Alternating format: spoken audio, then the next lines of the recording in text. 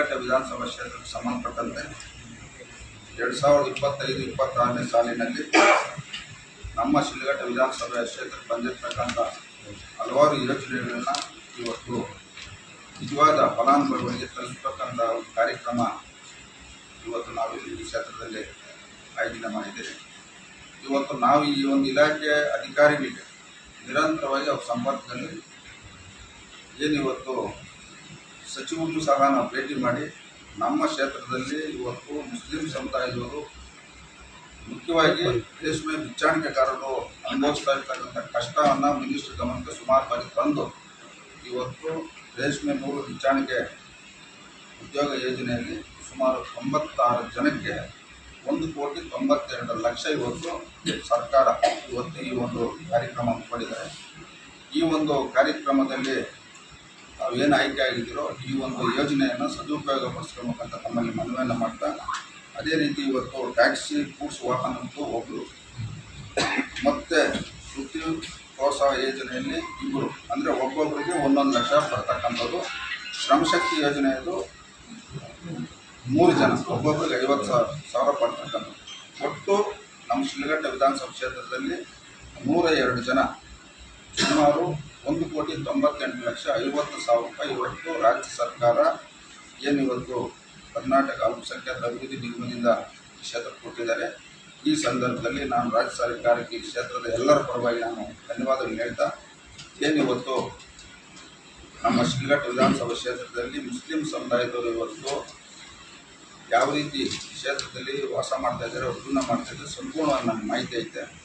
ಮುಂದೆ ಸರ್ಕಾರದಿಂದ ಬರ್ತಕ್ಕಂಥ ಯೋಜನೆಗಳನ್ನು ಇನ್ನೂ ಹೆಚ್ಚಿನ ರೀತಿಯಲ್ಲಿ ಈ ಕ್ಷೇತ್ರದ ನಮ್ಮ ಸ್ನೇಹಿತರಿಗೆ ಮತ್ತು ನಮ್ಮ ಮುಖಂಡರಿಗೆ ತರ್ತಕ್ಕಂಥ ಕೆಲಸ ನಾನು ಪ್ರಾಮಾಣಿಕತೆಯಿಂದ ಮಾಡ್ತೀನಿ ಅಂತ ಈ ಸಂದರ್ಭದಲ್ಲಿ ಹೇಳ್ತಾ, ಈ ಒಂದು ಸಂದರ್ಭದಲ್ಲಿ ಏನಿವತ್ತು ನಮ್ಮ ಮೈನಾರಿಟಿ ಡಿಪಾರ್ಟ್ಮೆಂಟು ಅಧಿಕಾರಿಗಳು ಸಹ ಇಲ್ಲಿ ಬಂದಿದ್ದಾರೆ. ತಾವು ಸಹ ಇಲ್ಲಿ ಈ ಯೋಜನೆ ಪಡ್ತಕ್ಕಂಥದ್ದು ಪ್ರಾಮಾಣಿಕತೆಯಿಂದ ನಿಜವಾದ ಫಲಾನುಭವಿಗೆ ತಲುಪಿಸ್ತಕ್ಕಂಥ ಕೆಲಸ ಆಗಬೇಕು. ಸಾರ್ವಜನಿಕರಿಂದ ಯಾವುದೇ ಇಲಾಖೆ ಬಗ್ಗೆ ದೂರ ಬರಬಾರ್ದು. ನಾನು ಯಾರಿಗೂ ಉದ್ದೇಶಪೂರ್ವಕ ತೊಂದರೆ ಕೊಡುವಂಥ ವ್ಯಕ್ತಿ ಅಲ್ಲ. ಇವತ್ತು ನಮ್ಮ ಒಂದು ಆಡಳಿತ ಅವಧಿಯಲ್ಲಿ, ನಮ್ಮ ಒಂದು ಅಧಿಕಾರ ಅವಧಿಯಲ್ಲಿ ಜನಕ್ಕೆ ಒಳ್ಳೆಯದಾಗಬೇಕು.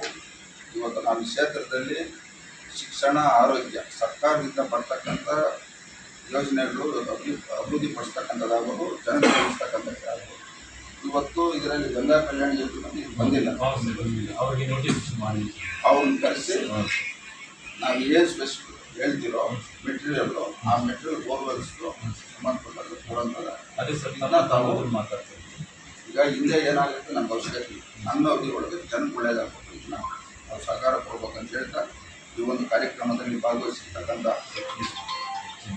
ಮತ್ತು ಇವತ್ತು ನಮ್ಮ KMTCಗೆ ಸಂಬಂಧಪಟ್ಟಂತೆ Chikkaballapur district DL scheme death case beneficiary list ಅಂದರೆ ಯಾರು ಹಿಂದೆ ಸಾಲ ಮಾಡಿ ತೀರೋಗಿರ್ತಾರೋ ಅವರಿಗೆ ಇವತ್ತು ಸುಮಾರು 6 ಜನಕ್ಕೆ ನಮ್ಮ ಕುಮಾರ್ ಅವರು ನಿರಂತರವಾಗಿ ಅದು ಹೇಳಿ ನಾವು ಮಿನಿಸ್ಟ್ರಿಗೆಲ್ಲ ಹೇಳಿ 6 ಜನಕ್ಕೆ ಇವತ್ತು ಸಾಲ ಮನ್ನಾ ಮಾಡ್ತಕ್ಕಂಥ ಕಾರ್ಯಕ್ರಮ ಸಹ ಆಗಿದೆ. ಅದರಲ್ಲಿ ಶಫೀವುಲ್ಲಾ M ಅವ್ರದ್ದು 10,11,651 ರೂಪಾಯಿ ಮನ್ನಾ ಆಗಿದೆ. ಎರಡನೇದು ಖುಷಿದ್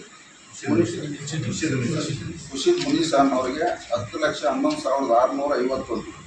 ನದೀಮ್ ಪಾಷಾ ಅನ್ನೋರು 4,41,360. ಅಮೀರ್ ಖಾನ್ ಅನ್ನೋರು 44,130. 4,41,366 ಪಕ್ಷು ಅವ್ರದ್ದು 8,53,687. ಸೈಯದ್ ಅಶ್ವದ್ ಅಹಮದ್ ಅವ್ರದ್ದು 7,18,514.